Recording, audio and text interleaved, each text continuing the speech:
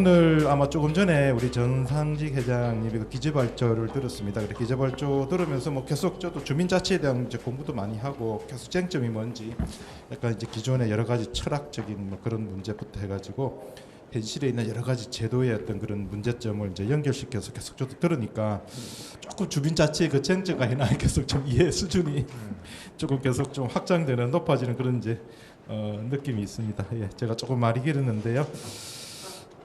오늘 저기 이제 본격적인 제 1섹션 시작하도록 하겠습니다.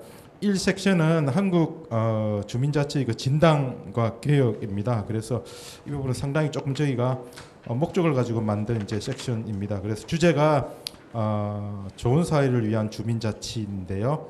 현재 여기에 대한 위기도 있고 또 거기에 대한 여러 가지 또 논거가 있습니다. 그래서 앞으로 그 여러 가지 그 3대 개혁 과제를 만들어 가지고 전현평 교수님 이제 발제를 이제 하시고 토론이 있습니다. 제가 뭐 저는 소개를 안 해드릴 것 같고요. 먼저 이제 발표하실 대구대 전영평 교수님을 소개해드립니다. 큰 박수 좀 부탁드립니다. 예, 전현평 교수님은 이제 주민자치 쪽에 최근에 많이 이제 참여를 하시고 주민자치 그 월간지가 있는데 대단히 지금 수준 높게 자치 분야에 여러 그 내용들이 잘 나오고 있습니다. 저도 참 읽고 많은 도움을 받고 있습니다. 오늘 전영평 교수님 발제에 대해서 세 분 토론을 모셨습니다. 먼저 고려대학교의 박형구 교수님이십니다. 큰 박수 좀 부탁드립니다. 네, 교수님 바쁘신데 이렇게 와주셨어요. 정말 감사드립니다. 그 다음에 이제 성균관대의 이명석 교수님이십니다. 네, 네, 교수님 고맙습니다. 그 다음 국민대학의 조경호 교수님이십니다. 예, 네, 고맙습니다, 교수님. 예, 다들 뭐 이 분야에 좀 짱짱하신 분들인데 발표해 주시고 토론해 주셔서 너무 감사드립니다. 이게 좀 시간이 좀 제약이 있는데요. 조금 뭐 우리 전현평 교수님 시간 좀 짧게 발표해 주시고 토론도 뭐 한 조금 짧게 하면 저희도 뒤에 또 추가로 서로 토론 질의할 수 있는 기회가 있을 것 같습니다. 네, 발표 좀 부탁드리겠습니다. 네, 안녕하십니까. 방금 소개받은 전영평입니다. 앞에서 그 전상직 교수님과 정정길 교수님이 너무 발제를 잘하셔가지고 그거 제가 뭐 따라갈 수 있을래는 모르겠는데 하여튼 발제를 한번 해보겠습니다. 제목은 좋은 사회를 위한 주민자치 이렇게 정했고요. 좋은 사회가 무엇인가에 대해서는 좀 이따 다시 말씀드리고 처음에 이제 제가 갖고 있는 그 문제인식은 뭐냐면 우리가 이제 그 헌법에는 대한민국은 민주공화국이고 주권은 국민에게 있고 모든 권력은 국민으로부터 나온다. 그렇게 돼 있는데 그 거기서 국민이라는 게 뭐냐? 그러면 통합체로서의 국민인 것 같아요. 인민으로서 각각의 개인으로서의 어떤 그 주체적 자아로서의 그런 그 개인이 아니고 국가를 건설하려다 보니까 헌법적으로 그렇게 한 것 같은데 그러다 보니까 이제 우리나라 사람들은 이제 국민으로서 하는 걸 굉장히 좋아하는 것 같아요.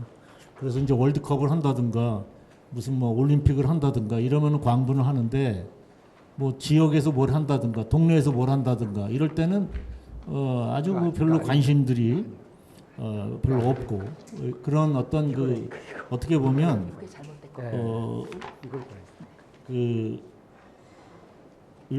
더글라스하고 메리 더글라스 윌더스키 문화이론에 따르면 하이라키컬하고 그 집단주의적인 사고에 주로 빠져 있고 개인중심적인 개인주의 평등주의 하는 거 이쪽으로 이제 삶은 변화하는데 지금 국가라든가 이런 어떤 공무원이라든가 이런 또 일반 국민들의 생각은 그냥 국민으로서는 우리는 그냥 통일체니까 국가가 해주고 뭐 이런데 협조하고 그냥 우리는 쉬어도 되지 않은가 이런 생각을 하고 있는 건데 그러다 보니까 이제 그러다가 이제 우리나라에서 이제 분권을 해야 된다라는 그런 또 요구가 이제 1990년대 후반에 막 생겨나면서 민주화되면서 이런 요구가 막 생겨나면서 분권을 하게 됐습니다. 그래가지고 그 분권이라는 건 주로 뭐냐면 중앙정부의 권한을 잘 아시겠지만 지방정부가 나눠 갖는 것 얼마나 많이 나눠 갖느냐 하는 이런 어떤 그 권력의 분권 이것을 많이 한 것 같아요. 근데 지방자치라는 것은 지방자치라는 것은 중앙과 지방 간의 어떤 지역 간의 그 권력 나눔도 있지만 결국 민주주의 원리에 따르면은 그 주민의 또 국민의 어떤 자율성과 자치성이 확대되는 그런 어떤 그 주민자치도 같이 올라가야 되는데 우리나라는 분권 논의에 치중된 나머지 그 주민자치에 대해서는 아예 관심도 없이 그냥 굴러오다 보니까 전부 다 그 우리 이 학자들이나 공무원들이나 국민들이나 다 그냥 분권이 되면 중앙과 지방이 권력을 잘 나누게 되면 우리는 저절로 행복해지고 되는 거다 이런 식으로 생각을 하지 않았나 이런 어떤 잘못된 그릇된 방향으로 갔다는 게 제 생각이고요. 그래서 우리 지방자치는 주민에 의한 by the people, 그러니까 by the people은 주민이 대표를 선출하면 된다.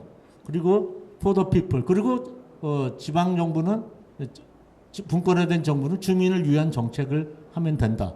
그런데 주민의 of the people, 주민의 그 자치는 되었냐 이렇게 생각해 보면 그 부분에 대해서는 너무나 미흡했다 이렇게 생각을 하는 겁니다. 아까 동작구청장님이 나가서 얘기할 때 왜 동작구청에 서기관 자리를 하나 안 주냐, 또 뭐 예산을 왜 적게 주냐, 왜 지방자치단체 입법권 사법권을 안 주냐 이런 얘기를 하시는데 저는 뭐 그게 굉장히 실망했어요. 그게 왜 우리 주민 왜 동작구에서는 왜 주민의 뭐 하다못해 타운십 미팅이라도 한번 해서 주민들을 의견이 뭔지를 한번 들어본다든가. 타운십 미팅하고 타운 미팅이 달라요. 타운십은 행정기관에서 주도하는 불러들여가지고 같이 의논해서 의제를 정한다면 타운 미팅이라는 것은 그야말로 주민회예요. 그것은 주민들이 스스로 뉴잉글랜드처럼 자기들이 개최를 해서 거기서 하는 미팅이거든요. 한국 사람들은 타운십 미팅과 타운 미팅을 헷갈려요. 우리는 타운 미팅을 한 적이 없으니까 대통령도 타운십 하는데 타운십이라는 것은 결국 지방정부하고 이 주민하고 끌어들여서 어떻게 보면 좀 선관 후민식의 어떤 그런 타운십 미팅을 갖다 우리는 그 주민자치의 연장이라고 생각하는 것 같아요. 그래서 그런 문제가 있고 그래서 그런 인식이 굉장히 경도되어 있다고 일단 말씀을 드리고요. 두 번째는 국내외적 위기라고 제가 이제 제목에 보면 위기라는 얘기를 이제 했는데요. 지금 국제적으로나 국내적으로 정치 리더십이 굉장히 어떻게 보면 아주 파괴적이라고 그럴까요? 어떤 그런 아주 엄청난 위기에 처한 것 같습니다. 특히 미국이라는 나라에 트럼프 대통령이 들어와서 뭐 자국을 위해서 뭐 이렇게 대통령이 한다. 뭐 좋아요. 그런데 하는 모습이 전부 자국의 이기주의적인 그런 아주 도대체 과거에 있었던 정치 도의나 있었던 우리 민주주의가 가지고 있었던 어떤 기본적인 가치관을 전혀 그걸 뒤집고 그냥 오로지 돈을 뜯어먹는, 돈을 내놔라, 관세를 내라, 막 이런 식으로 하고 그 다음에 뭐냐면 거짓말을 매일같이 하는 거죠. 오늘 이렇게 말했다, 내일 저렇게 말했다, 몰랐다, 알았다. 이런 식으로 지금 그렇게 리더십이 되고 있는데 이것이 바로 뭐냐면 바이더 피플에 의한 그 대의 정치가 저는 굉장히 전 세계적으로 위기로 간다고 생각하고 요 꼬라지가 한국에서도 똑같이 일어나고 있다. 그래서 우리나라도 지금 뭐 정권이 바뀌는 게 뭐 국회 개헌 폭주 이후에 또 국가의 참 탄핵 폭주 이후에 또 내란 뭡니까 계엄을 일어나게 되고 또 그거를 수습한다는 명칭으로 해가지고 절벽에서 밀어내기 식으로 해서 이렇게 해가지고 또 그 전에 했던 뭐 일본과의 관계라든가 미국과의 관계를 다 부정하다가 이제는 다시 자기가 하는 이런 진짜 어떻게 보면 절도도 없고 도의도 없는 이런 정치가 국내외적으로 지금 되고 있어도 이것에 대해서 뭐 누구 하나 뭐 그렇게 크게 항변하지 못하는 것 같아요. 왜 그러냐 그랬더니 경제적인 이익이나 이런 것이 절실하게 자기네 국가와 자기네 이 국가와 자기 가족에 결부되어 있기 때문에 아주 이상한 형태로 아주 진행이 돼가고 있다. 저는 이게 무슨 기후 위기의 기후 변화의 효과인지 아니 코로나 백신들을 다 잘못 맞아가지고 정신들이 다 미쳤는지 어떻게 이렇게 하루아침에 이렇게 다 미친 정치, 특히 이제 대의 정치가 너무나 한심한 수준에 이르렀다. 그래서 저는 그거에 대해서 굉장히 국내외적으로 그럼 국제가 미국이 그렇다 하면 뭐 국내라도 안 그래야 되고 뭐 이래야 되는데 그렇지 않아요. 전 세계가 지금 유럽이고 뭐고 전부 다 보면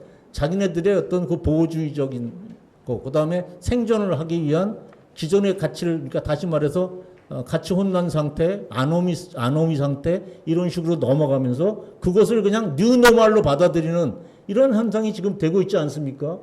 저는 이런 점에서 우리가 위기로부터 벗어날 수 있는 그 대의 정치가 제일 문제라고 생각을 하는데 그렇다고 대의 정치를 바꿀 수 있는 것 같지는 않아요. 대의 정치가 잘못되니까 지금 상권 분립도 다 미국이든 한국이든 지금 상권 분립도 다 위태롭게 돼가지고 헌법적 민주주의와 진짜 어떤 그 실체적인 민주주의 이런 것이 다 파괴되고 있는 상황 속에서 우리가 살고 있다.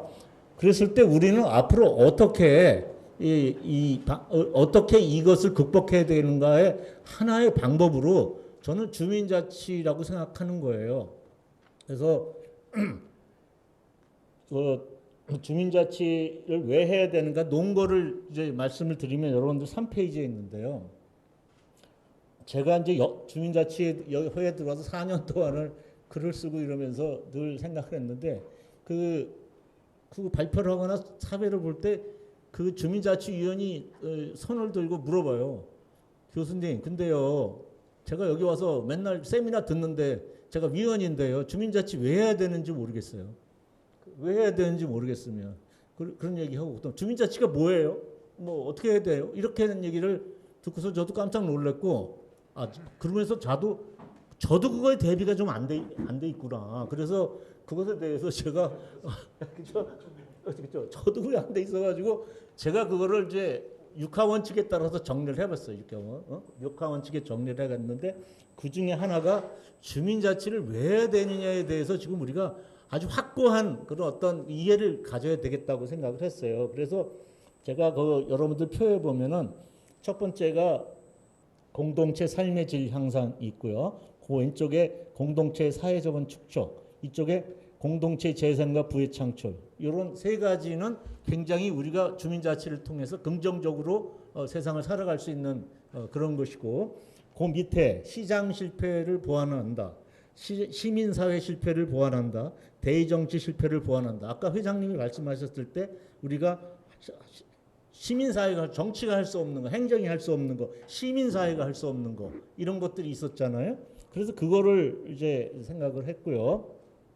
아까 그 정정길 교수님께서 그런 말씀하셨죠. 우리가 파리에 살던 어디 할 때 AI가 다 연결되다 보니까 우리가 그거로 문제를 해결할 수는 있지만 결국에 가서 인간이 서로 이렇게 만나서 하는 이런 뜨거운 감정이라든가 이런 문제가 어떻게 참 그게 중요하다 이렇게 말씀하셨는데 저는 그것도 중요하지만 저는 이게 실존의 문제라고 생각하는 겁니다. 첫 번째 그 공동체의 삶의 질 향상. 거기 보면 사회 안전망하고 제가 그 돌봄, 재해, 치안, 복지, 고용, 교육, 주거, 인권 이런 거를 썼습니다. 이거 실존적인 문제예요. 지금 뭐 AI를 암만 한다고 그래도 사회 안전망이 없으면은 치안이 안 되고 이러면 도대체 어떻게 될 겁니까? 그다음에 요즘엔 전부 다 나이가 들고 그래가지고 서로 돌봄이라는 게 하나의 주제가 되고 있는데 그 돌봄을 하기 위해서 서로에 의존하고 있는 거 아닙니까? 한 주거 지역에서 같이 의존해야 되는 거, 사회 안전망이라는 것도 서로 지켜줘야 되는 것이고, 재해가 왔을 때는 어떻게 할 거며, 그다음에 뭐가 자기가 어떤 부족함이 있을 때 그 복지는 누가 해줄 것이며, 그다음에 일자리가 없을 때 고용은 어떻게 할 것이며, 교육, 주거, 인권 이런 문제에서 이건 현실적인 문제다. 이거는 감정적으로 보대끼자 우리가 이런 누구의 남이가 하는 이런 문제가 아니라 진짜로 이거는 살아가는 데 있어서 굉장히 중요한 삶의 질을 왔다 갔다 하게 하는 문제이기 때문에 실존적인 문제다라고 생각을 하고요. 그다음에 사회자본 축적도 이제 여러 가지 사회자본 잘 아시니까 보면 사회자본 축적 문항 속에 그런 게 있어요. 그럼 당신이 어디 나갈 때 당신 집을 맡길 수 있는 사람이 있는가 주변에 예? 이런 문제가 사실적으로 보면은 뭐 아파트에 사는 사람은 안 느끼겠지만 다 아파트에 사는 건 아니고 우리가 뭐 시골에도 살고 뭐 이렇게 여러 군데 떨어져 살다 보면은 그런 문제 신경 쓰는데 그런 문제도 현실적인 문제예요. 그래서 이런 신뢰와 공동체 규범이 만들어지려면 사람이 만나야 되고 그 협동을 해야 되는 것이고요. 그다음에 공동체의 재생과 부의 창출 이 문제는 뭐냐면 결국에 가서는 공동체라는 게 협동 공동체라고 저는 생각을 하거든요. 그랬을 때는 거기서 같이 협동을 통해 혼자 일했을 때보다 옛날에 둘이도 그렇지 않습니까? 같이 일했을 때 훨씬 더 부가가치가 높고 이건 분업의 원리에 따라서도 할 수 있는 거고 여기 합동의 원리에 따라서 할 수 있는 거잖아요. 이것을 할 수 있는 게 주민자치다. 우리가 주민 공동체 생활을 뭐 하고 싶어서 하든 뭐 강제로 하든 뭐 마음에 안 느끼든 하든 해야지 동네도 안전해지고 내가 어려울 때 도움 받을 수 있고 누구한테 집도 맡기고 할 수 있는 거고 그다음에 그걸 통해서 우리가 공동의 삶을 갖고 나갈 수가 있지 않는가 이런 것이고요. 시장 실패는 시장은 이것에 대해서 개입하지 않습니까? 시장은 영리를 추구하기 때문에 결국에서는 결국 공장이 우리 동네에 들어온다. 그랬을 때 그냥 그래 나는 AI나 하고 있을게. 이 문제로는 그 소음과 악취와 공해를 벗어날 수가 없어요. 그래서 협력을 해야 되는 겁니다. 시민사회도 마찬가지고요. 시민사회한테 맡겼더니 아까 같은 그 시민단체가 이상한 또 뻘짓을 하고 있었고 거기다 대고 뭐냐면 주민들도 뭉치지를 못하기 때문에 주민 실패 현상이 일어나가지고 결국엔 각자 노니까 모든 것이 제대로 돌아가지가 않는 거죠. 그다음에 제일 중요한 게 대의 정치 실패인데요. 이 대의 정치는 아까도 처음에도 말씀드렸듯이 대의 정치가 지금 너무 심하다. 망가져도 너무 망가지고 이것이 상권 분립이라는 기본적인 헌법의 원칙 이런 헌법적 프레임에서도 문제지만 우리의 삶에 있어서 진짜로 그 대의 정치란 특히 이제 우리 같이 이런 동네에 사는 사람들의 이런 사람들에게 있어서 지자체장이라든가 지방자치의원이라든가 하는 사람들이 도대체 우리한테 무슨 의미로 다가오는 사람들인가? 그 사람이 정당의 프락치인지 아니면 진짜 우리 주민을 대변하고 주민과 함께 하는 그런 동지인지 이걸 보면 저는 전혀 아니라고 생각을 해요. 그러니까 대의 정치라는 것은 우리 뭐 민본 정치도 아니고 민의 정치도 아니고 그거는 우리가 견제해야 될 민주주의의 하자다. 민주주의의 하자인데 필요악이다.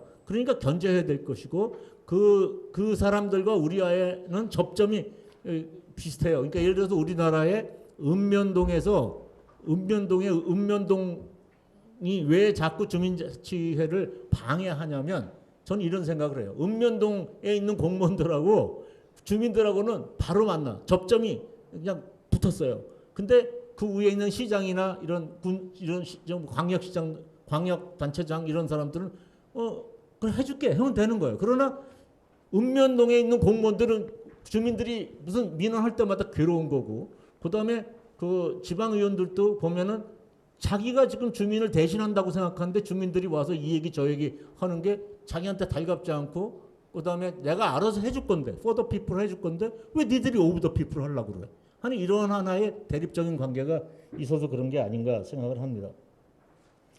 그다음에 그래서 제가 제안하는 그 한국 주민자치 3대 개혁 과제라는 게 7페이지에 있는데요.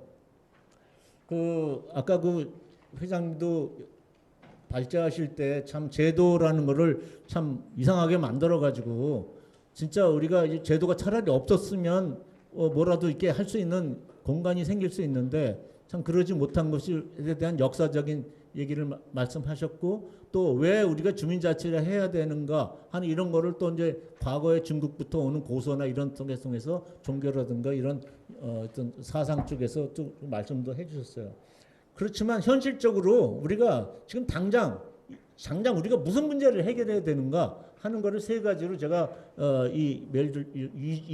이재명 정부에 제가 이렇게 요구를 한다면은 첫째 아주 디테일한 얘기예요.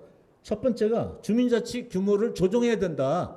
지금 읍면동 단위의 주민자치회든 주민자치위원회든 읍면동에 거주하는 인구가 평균 15,000명이에요. 15,000명. 작게는 몇천 명이고 많게는 몇만 명 넘어가요. 거기서 무슨 자치를 한다는 그게 자치입니까? 그게 무슨 자치예요? 그거는 어떻게 보면 읍면동 의회나 읍면동에 있는 어떤 주민 대의기구 같은 거를 그 레짐을 하나 만들어 놓은 거예요. 거기다 만들어 놓고 그냥 거기서 하라는 거예요. 그걸 했잖아. 시켜줬잖아. 표준조례 만들어서 만들어서 해줬잖아. 그럼 됐지. 뭐가 문제야? 이렇게 하는 거예요. 그래서 그 문제를 반드시 통리 단위로 줄여서 할 수 있는 거로 줄여야 되겠다. 그래서 제가 이제 제주도는 또 이제 제주도도 가서 답사도 해봤는데 대로 보니까 아파트를 뺀 지역은 1,000명 정도가 있을 때 참 잘 되는 거였어. 1,000명 정도의 사람들이 있을 때 그래도 좀 되는 것 같기도 하더라고요. 잘 돌아가는 것 같기도 하더라고요. 그래서 어떤 통리 단위도 작은 통과 큰 리가 있지만은 그래도 이제 뭐 작게는 몇십 명에서 많게는 1,000몇백 명까지 이게 되기 있는데 일단은 단위를 줄여놔두는 게 급선무다 이렇게 해서 그걸 조정해 달라. 두 번째는 뭐냐면 조정만 해서는 안 되는 거죠. 프로그램을 돌려야 되는 거예요. 프로그램을 주민자치 강화 프로그램을 좀 돌려줘야 됩니다. 주민자치가 뭔지 하는 이런 프로그램을 돌리는데 지금 정부에서는 이 프로그램을 누굴 통해서 돌리냐면 또 NGO라는 사람들 또 입법을 하나 해가지고 그 NGO를 갖다가 동네에다 파견해가지고 그 사람들로 하여금 또 주민을 교육시키겠다는 거거든요. 그래서 그거는 참 잘못된 또 건데 또 입법이 또 될 것 같은 느낌이 들어. 30명이 지금 발의를 해가지고 이제 하고 있는데 저 그게 아니라 거기서는 이제 그 주민자치 리더십이라든가 안전망 프로그램이라든가 고용령 이런 실질적인 프로그램이 될 수 있도록 저는 그냥 완전히 그 정부와 주민 간의 관계를 끊어놓고 주민만 해라. 옛날 좀 게으르만 이런 건 아니에요. 협동해서 해야죠. 협력해서 하되 일본이나 선진국처럼 민이 앞장서고 그 다음에 관이 좀 서포트하는 식으로. 제가 새마을에도 좀 많이 관여를 했었는데 새마을도 이렇게 박정희 대통령의 원리를 보면 그 박정희 대통령이 그래요. 절대로 공무원은 가지 마라. 공무원은 기술적 지원이나 이런 뭐 행정적 지원만 하고 절대로 앞에 나서서 먼저 지원하고 계획 세워주지 말라는 게 박정희 어록에 이렇게 나와요. 그렇다 보면 그 양반은 굉장히 그 주민들의 생리를 잘 알았고 그 다음에 또 부녀회를 여자들은 알더라고 이렇게 관리를 잘하니까 여성들을 활용해서 좀 그거를 여성들이 주도할 수 있게 해서 동네에서 해라라는 거를 거기 이 새마을 저 대통령 어록에 나옵니다. 그러면 지금 우리나라는 지금 그 수준도 안 되는 거 아닌가? 그 박정희 대통령 그래도 자기가 군인도 해보고 그다음에 시골에 자라고 했으니까 그걸 좀 알았던 것 같아요. 그 시골이 어떤 메커니즘으로 동네가 돌아가는 걸 알고 있는데 지금 여기서 지금 저 우리나라에 뭐 등등 까라마떼 좀 했던 이런 분들은 그냥 탁상 행정으로 해서 이건 뭐 정부가 하는 식으로 해서 이거 매뉴팩처를 한 대로 들어와라 그러면 이거는 역사를 거꾸로 가는 거거든요. 그래서 이제 세 번째가 이제 주민하고 행정단 굿거버넌스를 말씀드려요. 굿거버넌스. 이 굿거버넌스라는 것은 그 기본적으로는 서로 아까 말씀드렸듯이 신뢰, 주민과 이 상호 배려와 신뢰의 기초를 두고 서로 간에 도와주는 거. 이걸 내가 보니까 두 개를 말씀드릴 수가 있는데 하나는 일본의 신시로시에 가서 답사를 갔는데 거기는 이제 주민이 아니라 시민이다 이렇게 하면서 했는데 그 시장이라는 사람이 엄청나게 혁신적인 리더십을 발휘해서 그 시에 자기 권력을 다 내려놓고 간의 권력을 다 내려놓고 조례 하나 만드는데 2년을 걸려가면서 주민들과 접촉을 해서 진짜 충분히 납득이 갈 때까지 그걸 하고 주민자치 조례에다가 서문도 집어넣어요. 서문도 들어가는 헌법처럼 서문도 집어넣어요. 이건 우리 약속이다. 이게 전부 다 약속이다. 그래가지고 16세에서 29세까지 그 청년, 그걸 청년이라고 그래요. 16세에서 29세. 고등학교 1학년부터 29세까지의 사람들이 언제든지 와서 시청에서 의회에서 얘기를 하면서 그 사람이 만든 일을 실천을 해주고 거기 지원을 해주고 그것을 갖다 피드백을 해주고 해서 혁신적인 조례를 만들어서 그걸 하고 있더라고요. 또 하나는 뭐냐면은 뉴잉글랜드의 그 사례인데요. 거기는 한 300년 된 아름다운 마을인데 주민들 한 300~400명 이렇게 미국 가면 있잖아요. 근데 그런 마을인데 거기서는 그야말로 타운 미팅을 하는 거예요. 주기적으로 교회 같은 데서 타운 미팅을 하면서 의제를 개발. 그러니까 뭐 생활 의제도 있지만 이 대사회적인 이슈 또 대 글로벌 이슈도 해요. 예를 들어서 뭐 핵 반대. 타운 미팅 조그만 데서 우리는 핵무기를 반대한다 이런 거. 그다음에 우리는 포용을 인종 간의 포용을 우리는 수용한다 이런 식으로 해가지고 뭐 누가 알아주든 말든 우리가 그거를 해서 주민들이 모여가지고 그런 어떤 의제나 이게 제한 없이 하겠다 하는 그런 거예요. 그러면서 가장 큰 거는 자기들의 아름다운 오랫동안 유지되어 온 그 전통적인 마을을 그대로 보존하면서 행복한 마을을 만들어 살겠다는 거예요. 그래서 아까 말씀드린 거 결국에 와서는 주민자치를 왜 합니까? 행복하려고 하는 겁니까? 행복하려고. 그 아까 제가 말씀드린 아까 그 왜 하느냐의 이 6가지를 다 합치면 그게 행복이에요. 그죠? 행복하려고 하는 거예요. 이렇게 하면은 그걸 통틀어서 말하면 우리가 행복이라는 게 추상적인 단어지죠. 그러니까 행복이 뭐냐 그러면 거기서는 삶의 질이 커지고 사회적인 자본이 축적되고 대의 정치도 우리가 막아볼 수도 있는 거고 주민이 강해야 되지 않겠습니까? 주민 하나 강해야지 우리가 뭐 올림픽 한다 월드컵 한다 그래가지고 막 노래 부르고 와서 막 응원하고 나서 깨끗이 치워요.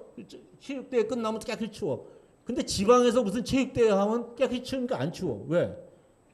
국민으로서의 정체성, 국민으로서의 어떤 의무, 그 남한테 보여주기, 딴 나라 이런 건 좀 잘하는데 과연 조그만 동네 자기네 마을에서 우리 마을 제가 시골에서 삽니다만 우리 마을은 자그마한 마을인데 쓰레기나 농약병을 안 치워. 쓰레기나 농약병을 안 치워요. 왜? 우리 동네이기 때문에. 우리 동네는 근데 누가 온다 그러면 치우겠죠. 그 돈을 줘야지. 그러니까 정부에서 돈을 줍니다. 쓰레기 치우는데 얼마. 그래서 내가 그 사람이 저한테 그런 시골 아주머니가 행정학과 이제 교수인지 모르고 그것도 몰라 정교수 그것도 몰라 정부에서 주는 사람은 돈은 먼저 먹는 사람이 인자야. 이렇게 저한테 교육을 시켜요. 그래서 내가 쉐이먼유 그랬지.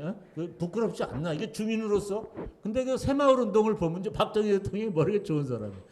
보면은 새마을 가꾸기 운동이라고 먼저 해요. 그리고 루안다에 가면 그 가가메리카 하는 그 사람이 박정희를 근데 그 사람이 가장 먼저 한 거. 저도 이제 어디 갔다냐 중앙아프리카 공화국도 갔는데 하여튼 못 살고 진짜 안 되는 나라는 길거리가 더러워.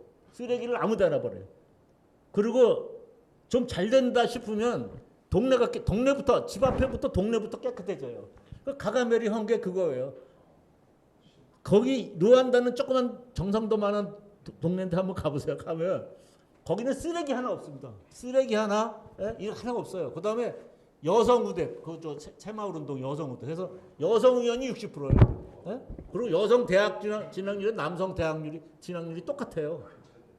그 루안다 케이스를 한번 연구해 보세요. 그리고 정말 재밌는 거는 이겁니다. 루안다가 그 후투족하고 투치족이 싸웠잖아요. 그 투치족이 후투족이 80%고 투치족이 15%인데 투치족이 후투족을 막 죽이고 막 이렇게 음모했는데 100일 만에 100만 명을 죽이잖아요. 인구 20만 명을 몽둥이 때려 죽였잖아요. 그러니까 그거를 이제 가가멜이 들어오고 나서 이거를 처리해야 되는데 그럼 국민 또 100만 명이 죽어야 돼. 그렇잖아요. 그러니까 아주 핵심적인 사람만 재판으로 돌리고 나머지 사람들은 정말 재밌는 케이스예요. 주민 재판에 붙입니다. 주민 재판 들어보셨어요? 주민 재판이에요. 주민 재판을 하는데 150만 명을 재판을 해요. 100만 재판을 하는데 여러분들 그거 유튜브에 있으니까 한번 찾아보세요. 해가지고 주민 재판을 못해 10명 정도를 이렇게 교육을 시켜요. 그 재판 교육을 시킨 다음에 그 앞에서 이제 사람들이 나와 이제 범죄들이 나오면 그 앞에서 자기 죄를 고백하고 안 하겠다 이러면 감형을 시켜주는 걸로 해서 10년 동안에 그거를 다 해결해요. 10년 동안에 그거를 해결해요. 그래서 저는 주민자치가 이제는 재판으로도 이렇게 되는 나라가 있었다는 걸 있더라고요. 그 어저께도 그 내가 유튜브 보고 왔습니다. 하여튼 그래서 그 다음에 마지막으로 시간 다 됐으니까 30분 되죠. 그래가지고 마지막에 이제 제가 말씀드리고 싶은 거는 이런 얘기예요. 우리나라 지방자치제도가 1995년도에 이제 문민정부가 들어서서 이제 민선단체장을 1995년에 뽑으니까 그때 이제 됐다고 하는데, 그때도 우리는 뭐 지방자치가 뭔지도 모르고 주민자치는 뭐 아예 생각도 못하고 그냥 나눠주는 거, 중앙정부의 거를 어차피 막 나눠주면 되는 거다라는 생각하에 막 그런 요구도 빗발치니까 나눠줬는데, 그러다 보니까 뭐냐면 주민자치와 분권이 분리가 됐어요. 분리가 되면서 주민자치는 완전히 찌그러지고 이런 분권만, 그죠? 관공서 분권만 이루어졌어요. 저는 그게 분리의 오류라고 보는 거예요. 분리의 오류. 또 하나는 뭐냐면 그 쪼개진 것들이 하나는 기형적으로 자꾸 커지고, 하나는 그죠? 기형적으로 쭈그러들어가지고 그걸 뭐라고 하냐면 저는 뭐라고 썼죠?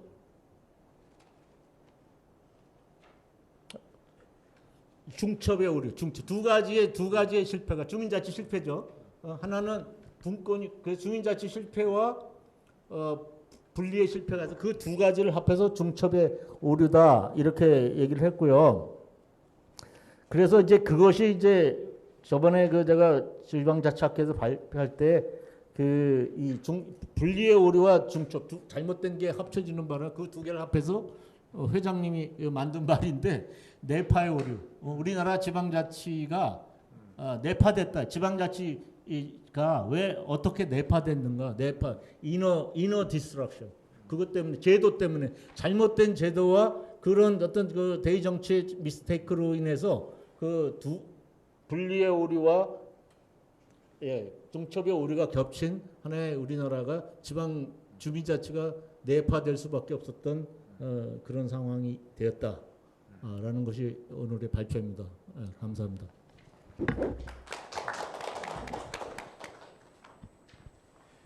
예, 우리 정영평 교수님도 열변을 토하셔서 우리 대한민국의 그 주민자치의 어떤 여러 가지 그 위기나 진단을 해주셨고, 또 몇 가지 중간중간에 그 계획안에 대해서도 말씀을 해주셨습니다. 이어서 저희가 세 분 그냥 순서대로 그냥 하도록 하겠습니다. 먼저 우리 박홍규 교수님께 토론을 부탁드리겠습니다. 네.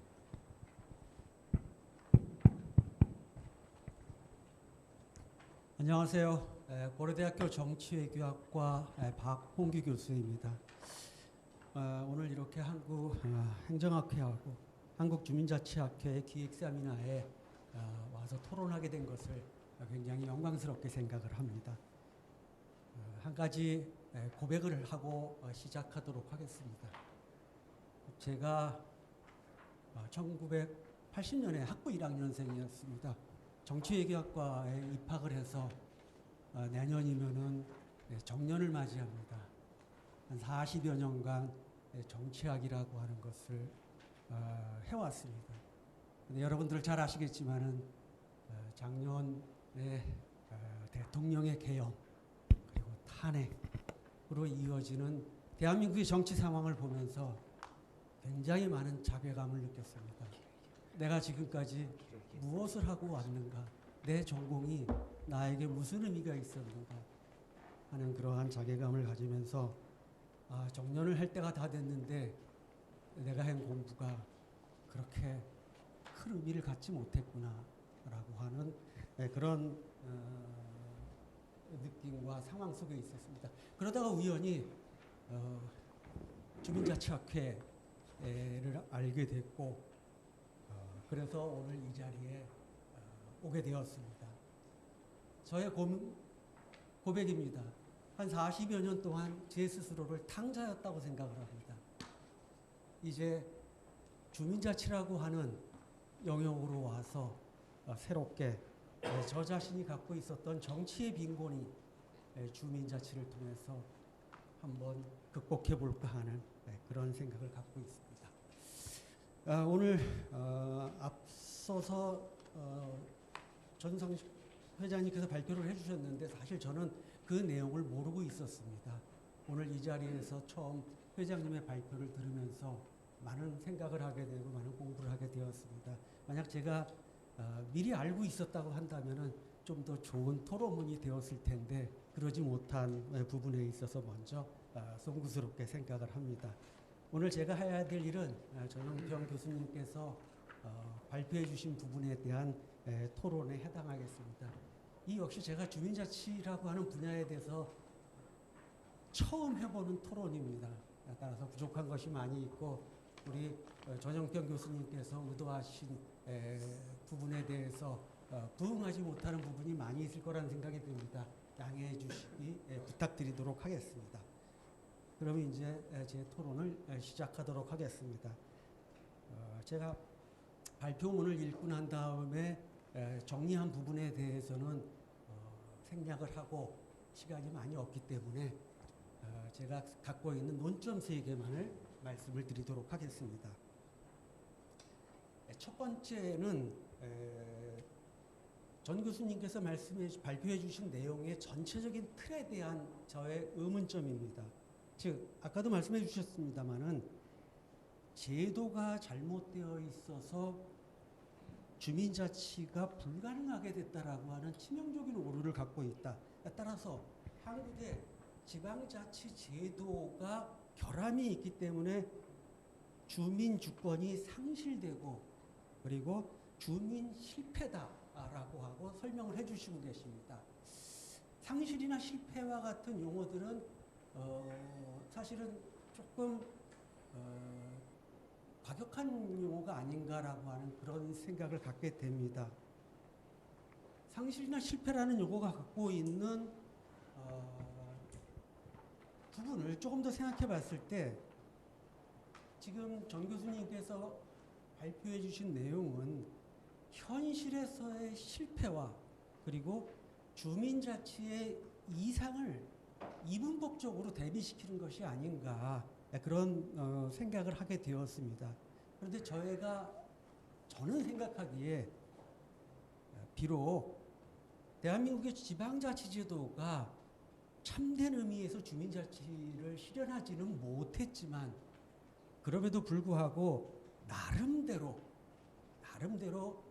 발전하면서 성과가 있었다라고 생각을 합니다.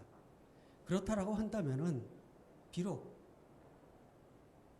부족한 점이 있었을지는 모르지만 그거를 실패로 단정하기보다는 앞으로 더 나아가기 위한 점을 찾고 보완하는 이런 관점을 가지고 설명해 보는 것이 어떨까라고 하는 생각이 듭니다.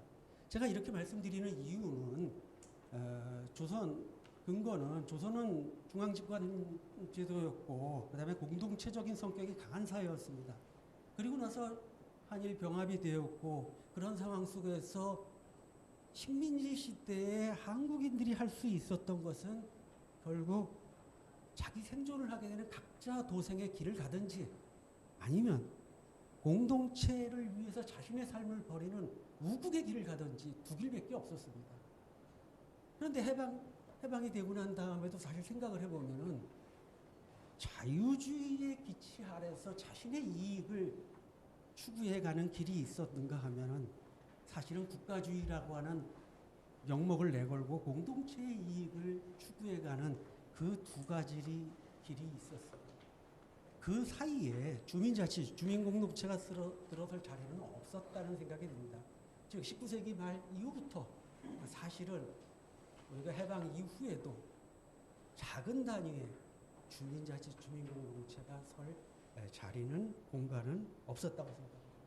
그런데 이제 명실상부하게 사실은 자타가 공인하는 대한민국은 선진국에 진입을 했습니다. 저는 이제야말로 주민자치 그리고 주민공동체가 실행될 수 있는 공간이 좀 열렸다라고 생각을 합니다.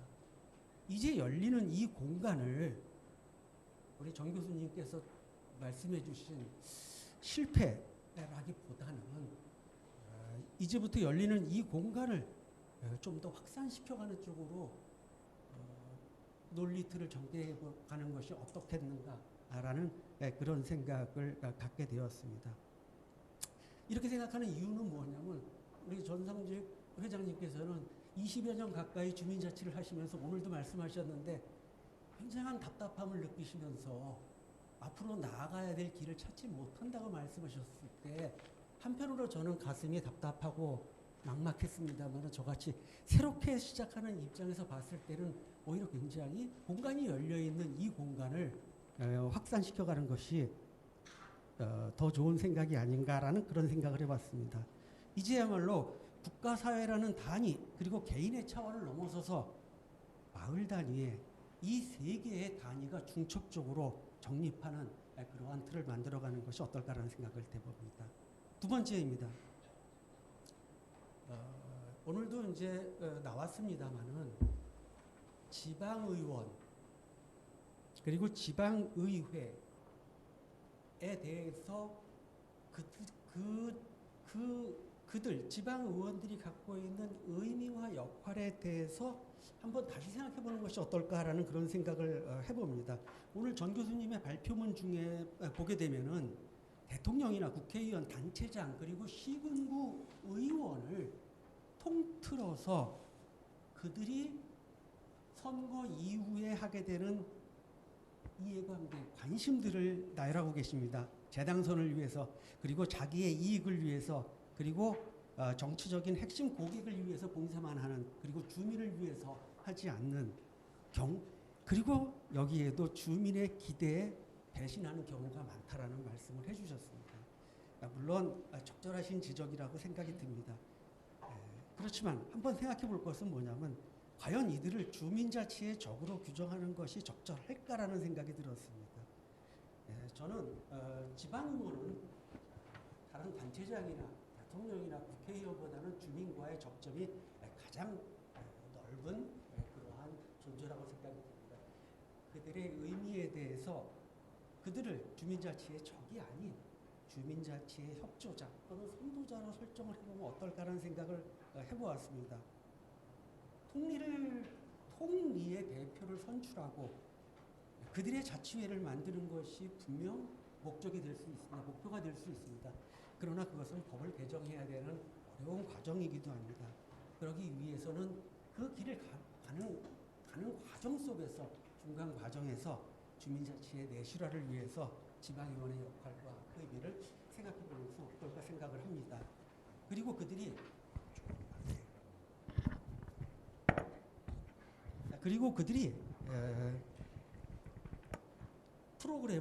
프로그램 설정에 있어서도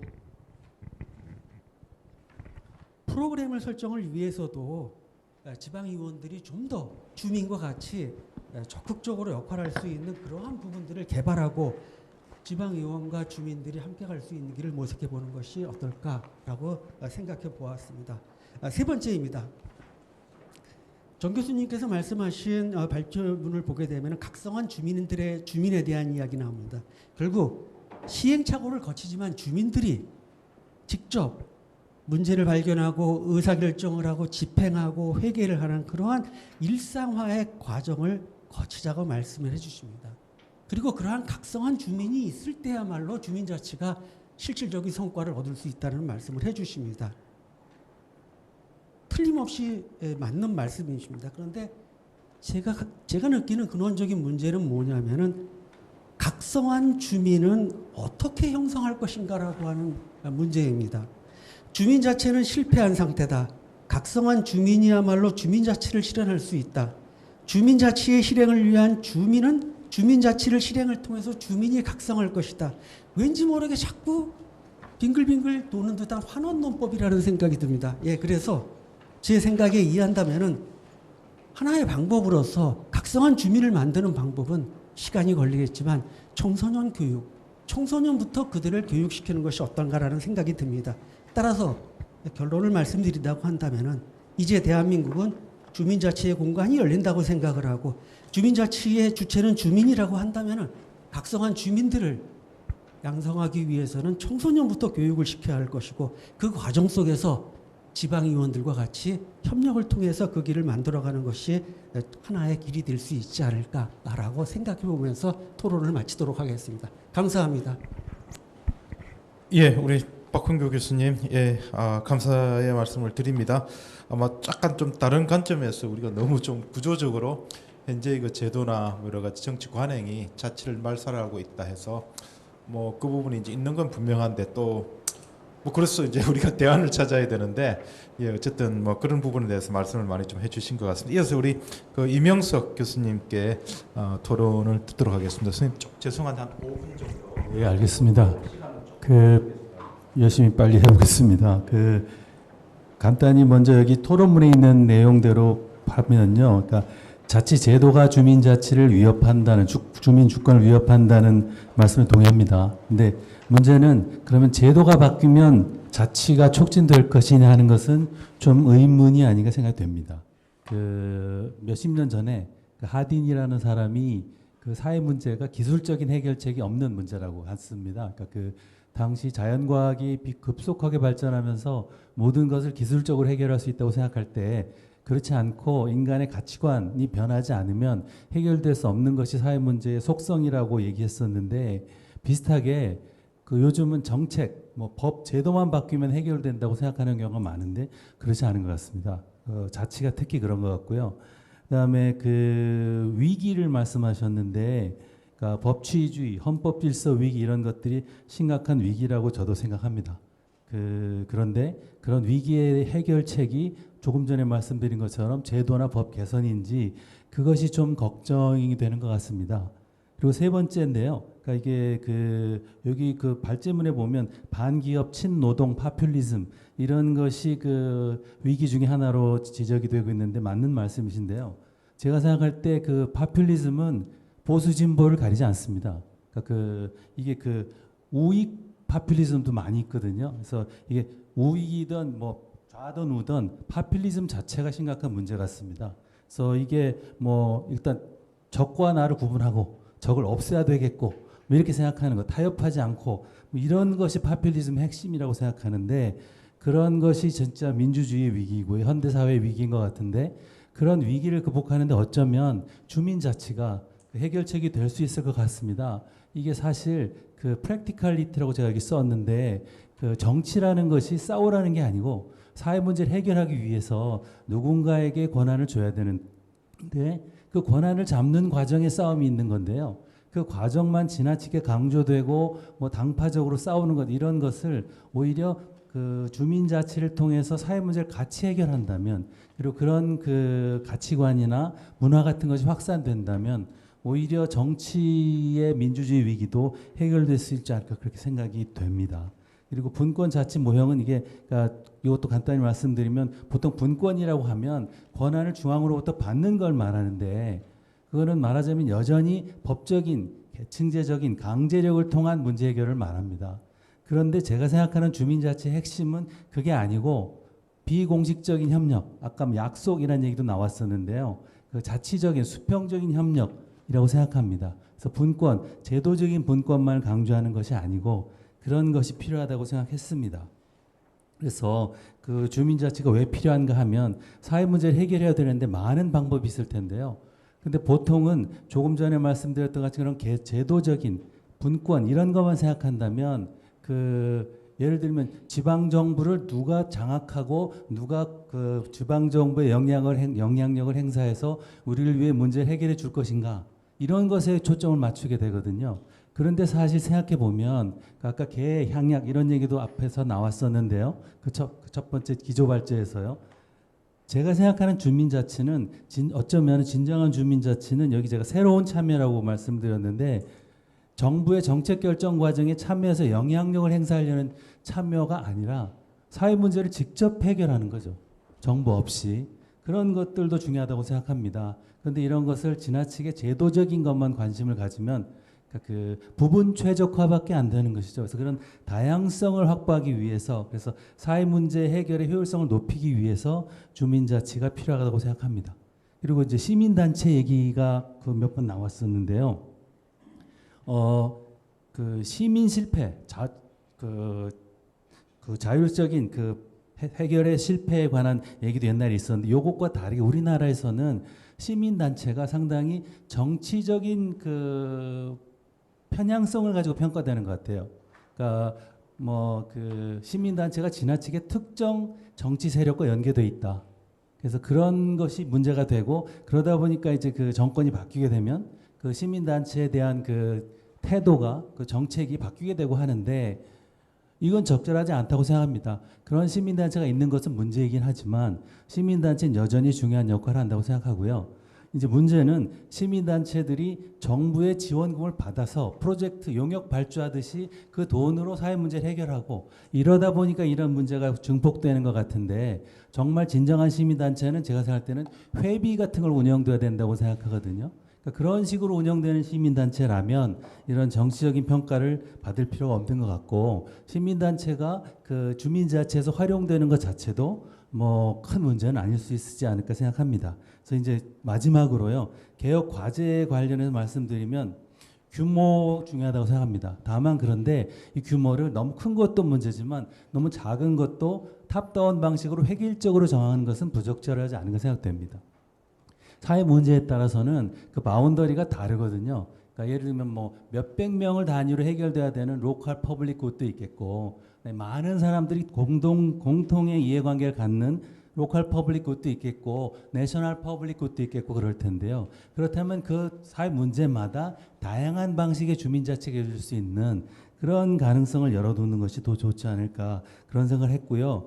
프로그램도 저는 그렇게 생각합니다. 이게 탑다운 방식의 그런 프로그램 그런 것이 중요한 것이 아니고 그 교육 아까 말씀이 나왔었는데 교육이 중요한 것 같습니다. 사람을 바꾸는 것이요. 그리고 그 교육의 핵심이 주민이 스스로 문제를 해결할 수 있다는 것을 강조하는 거라고 생각합니다.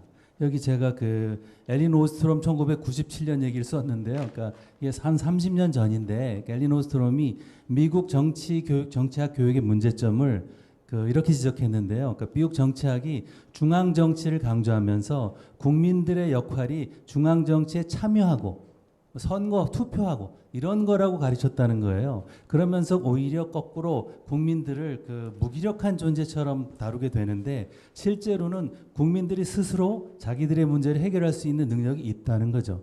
그러니까 그래서 정부에만 맡길 것이 아니고 스스로 문제를 해결하는 능력이 있다. 그리고 그것이 그 주민자치 핵심이다. 이런 것을 그 강조하는 그런 교육이 필요하지 않은가 생각합니다. 그다음에 굿 거버넌스는 좋죠. 좋은데 전 굿 거버넌스란 말 자체는 안 좋아합니다. 무슨 뜻인지 그 말만 들어서는 모르거든요. 근데 이게 본권 이런 쪽이 아니고 그러니까 제도적인 방법으로 하는 것이 아니고 그 국민과 행정 간의 직접 유기적인 협력 이런 것이 필요한 쪽으로 좀 관심이 바뀌어야 되는 게 아닌가 생각합니다. 우리가 보통 생각할 때 뭐 이게 법적으로 해야만 확실한 것 같고 그래야만 협력이 그 지속적이라고 생각하는데 여기 제가 썼던 어떤 학자는 협력을 세 가지 수준으로 나누는데요. 그중에 제일 낮은 수준의 협력이 계약이고요. 이게 보통 우리가 하는 그런 뭐 위탁형 이런 주민단체들, 시민단체들이 뭐 프로젝트 받는 것 같은 거고요. 제일 높은 단계의 협력을 공동체 형성 협력이라고 했는데 이게 제가 처음에 말씀드렸던 수평적인 자율적인 협력입니다. 그러니까 이런 것이 주민 간에도 그리고 주민과 정부와의 사이에서도 이루어질 수 있도록 하는 그런 제도는 필요한 것 같습니다. 그래서 다양한 방법으로 그 주민자치가 이루어질 때 그 민주주의 위기도 극복될 수 있지 않을까 생각합니다. 이상입니다. 감사합니다. 예, 저기 이명숙 교수님께서 조금 시간이 부족한데 그래도 좀 압축적으로 주요 이제 그 자치를 둘러싼 여러 가지 쟁점들을 좀 잘 정리를 해주신 것 같습니다. 이어서 우리 그 조경호 교수님께 토론 부탁드리겠습니다. 반갑습니다. 여기 전상직 회장님이 그 학회를 이제 끌고 계시고 또 한국행정학회가 또 이렇게 같이 공동으로 아마 이 주민자치 관련한 세션을 구성한 것이 굉장히 의미가 있다 이렇게 생각을 하고 있습니다. 저는 아마 이게 뭐 오래전부터 계속 끌고 온 얘기죠. 지방자치하고 주민자치 간의 관계. 우리만 이게 관심 있는 게 아니고 아마 많은 이 지방 자치에 관심을 가지고 있는 정치 세력들도 관심 많고 또 국가 정치를 하시는 분들도 굉장히 관심을 가지고 있다라고 저는 보고 있어요. 그래서 이번 세미나가 지금 발제가 되고 토론되는 것이 상당 부분 임팩트가 있을 것 같아요. 그래서 조심스럽기도 합니다. 저는 이제 전현평 교수님의 뇌파오류, 이제 전상집 회장님이 뇌파오류 얘기하신 거 전적으로 나는 동감을 해요. 왜냐하면 제가 1995년도에 처음 이제 대학에 발을 담고 연락이 왔어요. 아시아 파운데이션에서 연락이 왔었습니다. 30년이 지난 얘기인데 한국의 지방의회가 만들어져 가지고 돌아가고 있는데 이게 과연 제대로 돌아가고 있느냐, 그걸 한번 과제를 한번 해봤으면 어떠냐. 그때 제가 교수가 된 지 1년도 안 돼가지고 정신이 없는 상태에서 그럼 한번 해보겠다 그랬어요. 그래서 91년도에 지방의회 의원들이 선출돼 가지고 막 활동을 하고 있을 텐데 우리나라의 지방의회를 평가를 해보는 작업을 했었어요. 근데 저는 이제 그 당시에 어떤 생각을 가지고 있었냐면은 우리나라의 지방의회 시스템이 제대로 안 돌아가고 있다. 그걸 제가 이제 그때 불과 몇 년 동안의 분석을 통해서 그걸 파악을 하고 있었기 때문에 굉장히 그 연구에 자신이 있었어요. 그래서 이제 95년도에 한국행정학부에 논문도 실었었어요. 그 아시아 파운데이션 지원받아가지고 한 연구인데 물론 일부는 좀 빼고 했는데 그때 나온 가장 큰 결과 중에 하나가 뭐냐면 우리나라 지방의회 시스템이 굉장히 절름발이를 시작했기 때문에 우리나라 민주주의를 고양시키는데 지대한 역영향을 미쳤다. 그러니까 우리나라 민주주의를 꽃피우는데 오히려 마이너스적인 영향을 미쳤다라는 거죠. 우선 첫 번째는 주민들의 자기 그 사브린티, 주인의식을 떨어뜨렸어요.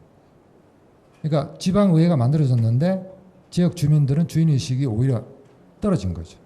두 번째는 자유성, 자유민주주의의 자유성이 떨어진 거예요. 주민들이 굉장히 간섭받고 억압받고 규격화되는 그러한 삶을 살게 됐다라는 게 이제 제 연구 결과였고요.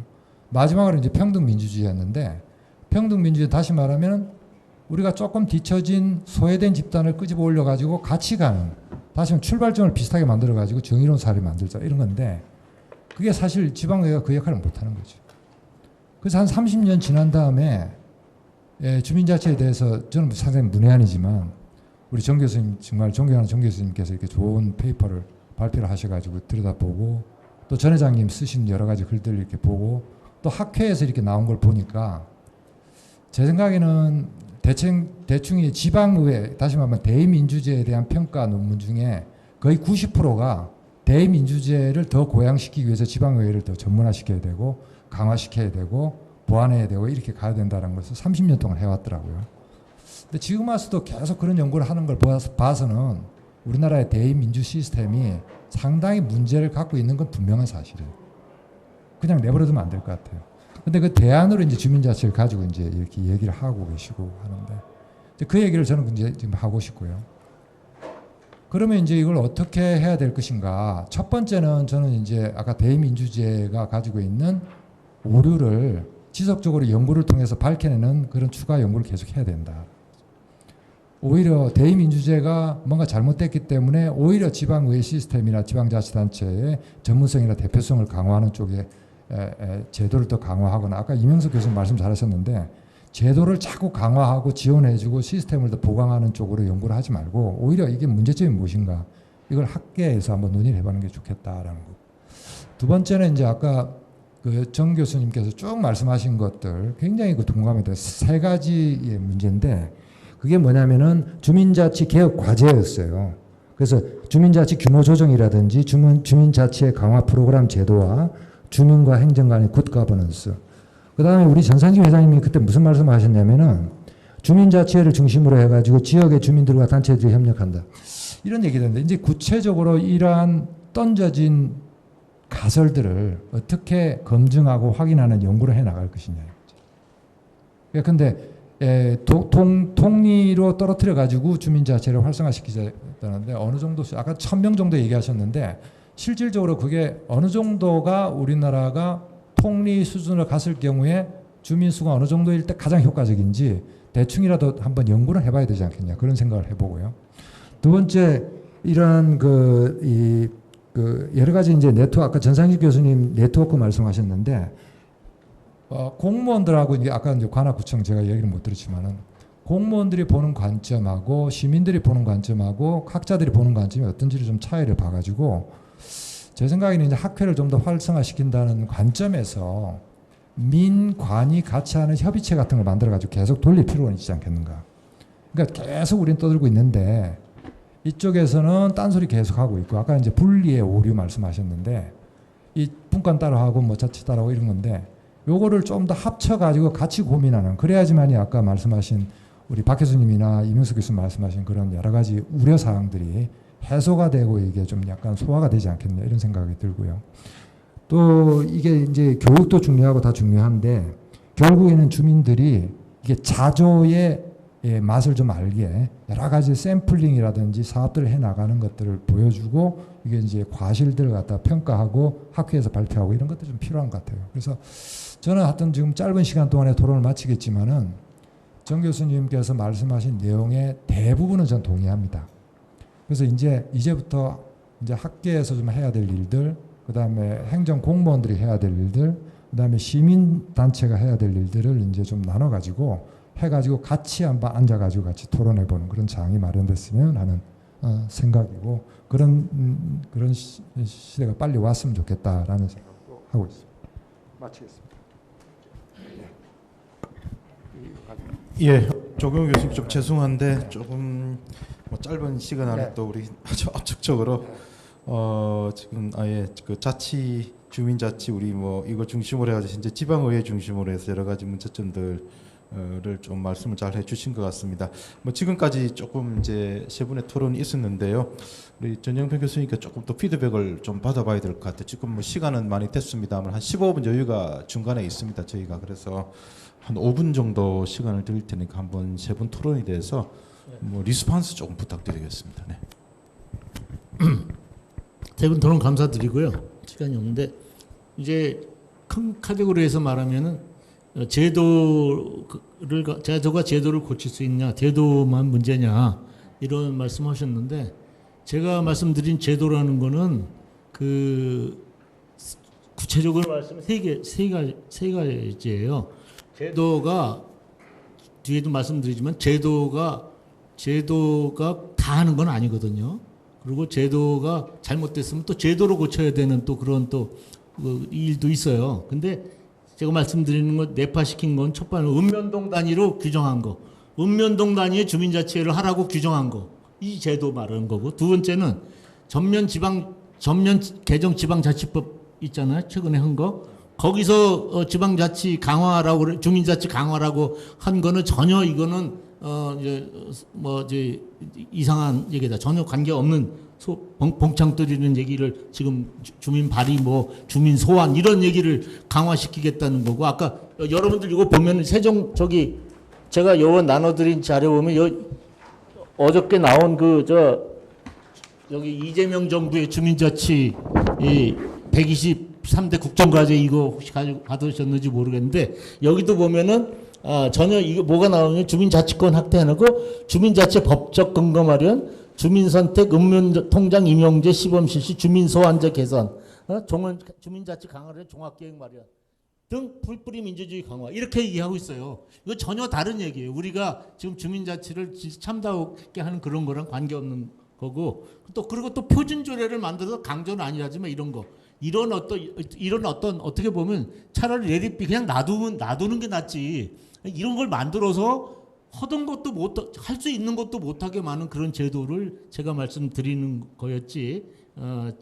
이 제도가 다 문제라는 그런 건 아니었고 주민 실패 얘기를 잠깐 말씀드리면 오해가 있을 수 있는데 주민들이 로직 오브 컬렉티브 액션이라든가 프리라이딩 프로그램 이런 것들이 우리 되잖아요. 그럼 그다음에 트레지디 오브 커먼스 이런 것들이 우리 일어나잖아요. 실질적으로 하다 보면 일어나는데 사실 우리나라는 지금 뭐가 문제냐면 저도 지만 주민들이 할 수 있는 그 모티베이팅 주민 자치를 할 수 있게 하는 동기 요인이 있어야 되는데 모티베이터가 없는 거예요. 주민들이 적극적으로 나서서 해야지 되는 건데 그런 모티베이터는 없고 그냥 주민들이 전부 이렇게 숨는 내가 안 하면 딴 사람이 해주겠지 이런 건데 이거를 좀 해야 된다고. 각성된 리더십 제가 각성된 하는데 그것도 말씀드리자면 사실 보니까 내가 새마을이 발상됐던 데도 가봤고 뭐 외국도 가보고 다 해봤는데 박정희 대통령 리더십 해봤는데 참 우연히도 결국은 각성된 주문이 있든지 아니면 각성된 지도자가 있는 곳은 잘 되더라고요. 근데 그거를 여러분들 17페이지에 보면 제가 주민자치 발전의 종합 어프로치 요인 판별에 보면 제도는 한두 개밖에 없고요. 대부분 여러 가지 변수가 있는데 제일 중요한 거는 어떻게 보면 리더가 진짜 각성하고 주민 리더가 나와야 된다. 그래서 지금 저 공석기 교수라든가 그 서울대학교 임현진 교수님이 하는 그 풀뿌리 세계 시민 그 프로 그걸 갖다 우리 주민자치에 월간 주민자치 기획하고 있는데 거기서도 말하는 게 뭐냐면 풀뿌리 세계 시민이 나와야 된다는 거예요. 근데 그걸 어떻게 육성하냐? 이거는 어려운 거예요. 이건 굉장히 어렵고 굿거버넌스 얘기도 나왔는데 굿거버넌스라는 것은 사실 따지고 보면 만드는 게 아니거든요. 그거는 일본이나 이런 데 가서 굿거버넌스 외국에 가보니까 제일 중요한 거는 관과 민이 서로 상호 존중하는 거더라고요. 상호 존중하고 들어줄 자식이 있고 그다음에 진지하게 들어주고 받아주는 이런 컬처가 컬처와 양식이 있어야 되는데 이것이 전 굿거버넌스의 핵심이라고 생각을 합니다. 이 답변 되는지 몰라도 짧게 얘기를 하겠습니다. 예, 시간이 조금 많이 지났는데요. 지금 이게 이제 우리 주민자치의 여러 가지 그런 또 위기 진단 또 이제 개혁 과제라서 아마 오늘 이후 섹션의 이제 전체적인 섹션의 방향 기조를 아마 조금 이야기해주는 뭐 일종의 소개하는 그 섹션이라고 보시면 될 것 같습니다. 그래서 지금 전체적으로 뭐 저도 조금 한 1분만 말씀을 드리겠습니다. 그러니까 스트롱맨의 출현이라고 합니다. 아까 우리 박형구 교수님 우리 이제 트럼프 이야기하셨고 우리 또 뭐 시진핑, 푸틴, 에도리안 뭐 해가지고 전 세계 권위주의 지도자들이 이제 판을 치니까 우리 주민자치 공간 특히 이제 마을 단위의 공간은 너무 이제 위축이 돼요.